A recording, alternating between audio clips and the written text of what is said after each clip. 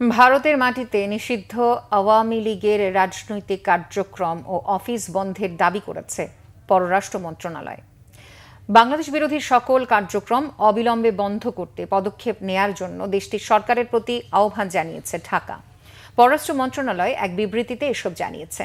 ভারতে পালিয়ে থাকা আওয়ামী লীগের নেতাকর্মীদের কোনো কার্যক্রম যেন ভারত সরকার অনুমোদন বা সমর্থন না করে সে অনুরোধ করা হয়েছে। এতে বলা হচ্ছে, বৈধ বা অবৈধভাবে ভারতে পালিয়ে থেকে নিষিদ্ধ আওয়ামী লীগের নেতাকর্মীরা বাংলাদেশের স্বার্থবিরোধী প্রচার প্রচারণা ও যে কোনো রূপে রাজনৈতিক কার্যক্রম চালালে এবং অফিস খুললে তা বাংলাদেশের জনগণ ও রাষ্ট্রের বিরুদ্ধে একটি স্পষ্ট আক্রমণ।